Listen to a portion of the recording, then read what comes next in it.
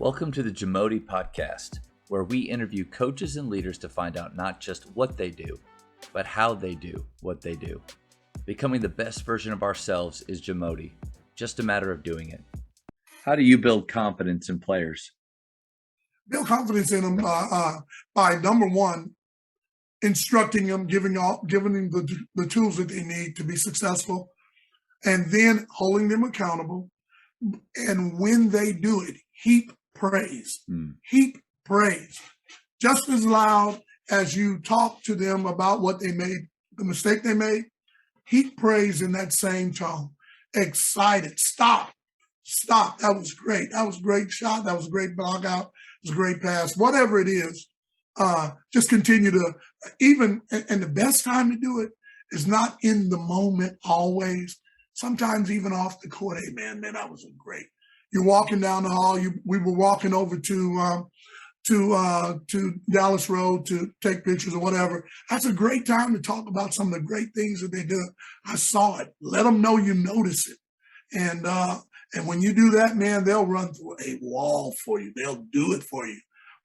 And so the excitement and energy on the bench, you let them know you saw that. I heard that. That was great encouragement. Great reminders are needed before you need them. Great job. That's great call. Great call. Great job.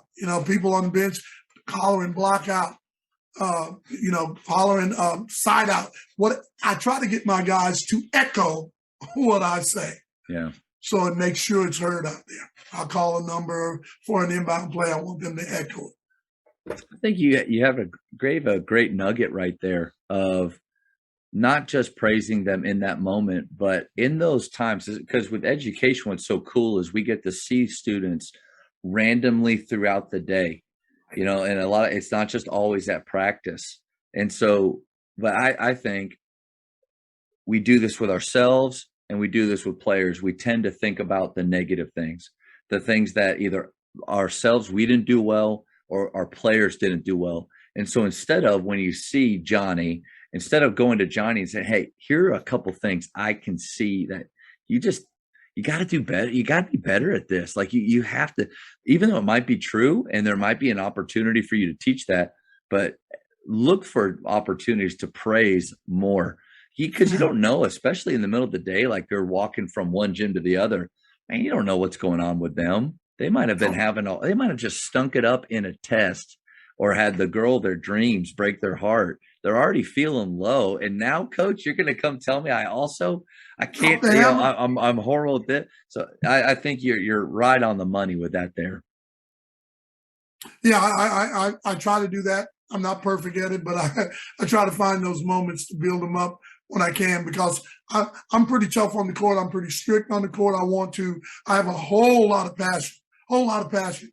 So when I find those areas where I can be passionately encouraging, passionately building up, I try to do that as well. And you said at the beginning, I asked you, hey, where does confidence come from? You said from you preparing them. And so that you're right on the money. Confidence comes from preparation, whether it's with their shot, them knowing that they've put in the time. If you want confidence teams, they have to know that they are prepared for what's in store, what's ahead. So you can't skip those steps. So you can't just tell a team to be confident. You can't tell a player, be a confident shooter, if they know deep down inside they have not put in the time. Absolutely. I agree. Totally agree. Thank you for checking out today's episode. Please take a moment to subscribe to this podcast, share it with your fellow coaches, and find us on social media for what's coming up next on the JAMODI podcast. It's just a matter of doing it.